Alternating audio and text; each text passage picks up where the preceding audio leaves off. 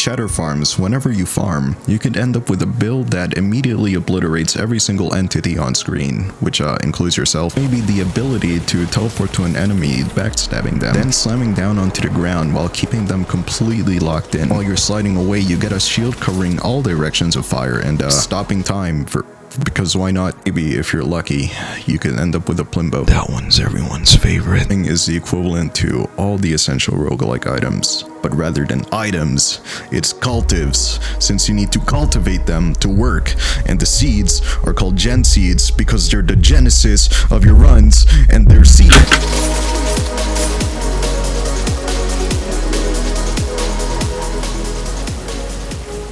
Farming is the core mechanic that my entire game is centered around, and for a long while now, any semblance of those mechanics was completely non-existent in Cheddar Farms. It's gone almost an entire year in that state, so how did a game that literally has farm in the title not have anything to do with farming for so long? And what happened to finally break through that barrier? The act of farming is always a means to an end in any scenario. Farming was never done for the sake of farming. I think I never did any research. In Minecraft, we farm villagers for their slave labor. Terraria, we farm to get that high during bosses. But for Shatter Farms, I wanted to steal all of Risk of Rain 2's code. That's literally it. When you look at the context, it's been only 5 months or so since I learned how to write Hello World. Risk of Rain 2 was made by an entire studio full of veteran developers over the course of 3 years with thousands of funding from their previous game. It's safe to say, those poor veterans never stood a chance, guys. I had a trick up my sleeve, and that's called restarting the same thing over 5 times in a span of months. Now, some individuals who lack experience question my strategies, but to the criticisms, all I can refute with is So what made the final start different? On my current attempt for this game. Man, I've been restarting this project for 8 months now. I sure do wish there was some way I could copy and steal all of Risk of Rain 2's code.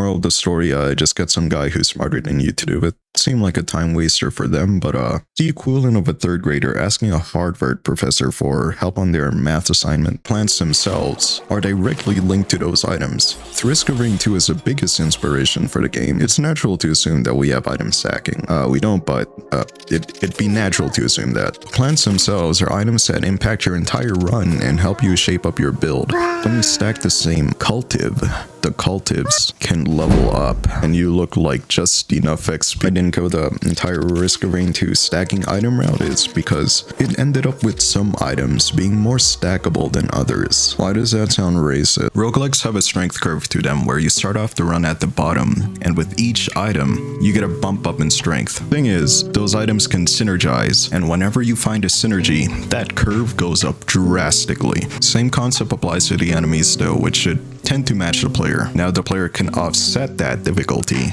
with the luck and items they've made or through pure skill alone. But if you aren't above that enemy difficulty line, more often than not you're gonna die. It's why the term skill diff exists and is widely used in my Discord server. Shadow Farms takes a modified approach to this. Rather than incrementally getting one item at a time, you have to wait a much longer period. But as soon as you get the opportunity to harvest that power spike, okay, so here's a player before the harvest and here's a player's strength after the harvest. This could be a bit of a problem for balancing. Whenever you boot up a run, you start off with nothing to build, just stack some paper. You actually have to scour for seeds in the game, which lead you throughout the map, and when you plant them in your farm, they don't grow. Why aren't they moving? It stops time because, why not? Rule number 1, the farm is always a safe place. Always. I made it stop time because I didn't want to punish anyone for actually wanting to think things through. When you exit the farm, it's back to normal, and then you can just keep going back and foraging. And when you get back to harvest them, you get a cultive. And then you repeat that loop over and over, forever.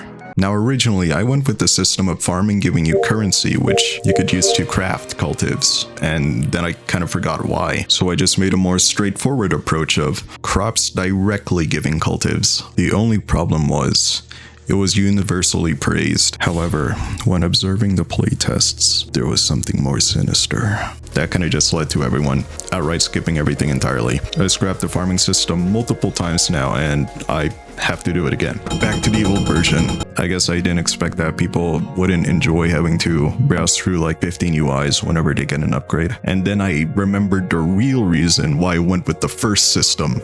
It's either I'm gonna have to make cultists completely useless at the start, or I just let the player get like 50 power stacks as soon as they pick one up.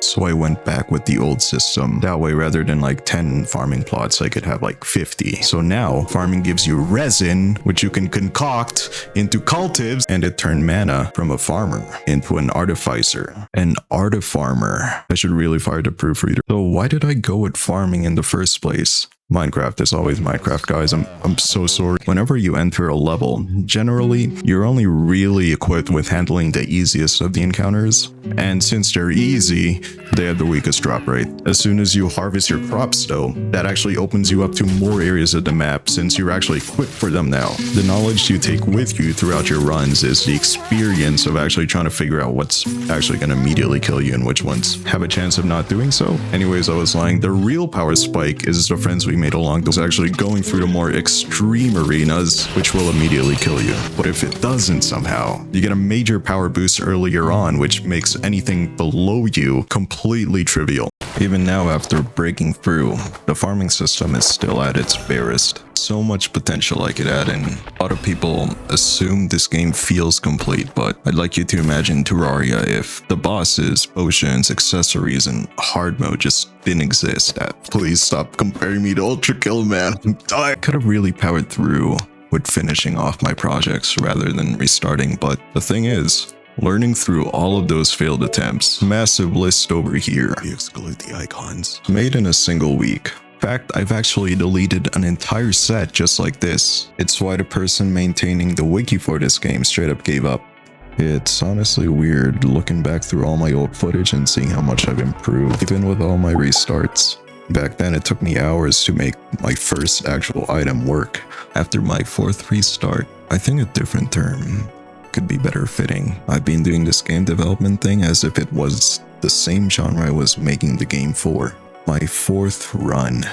And to the person looking through the screen right now, a single wish list from you could be the one thing that decides whether or not I finally win this one.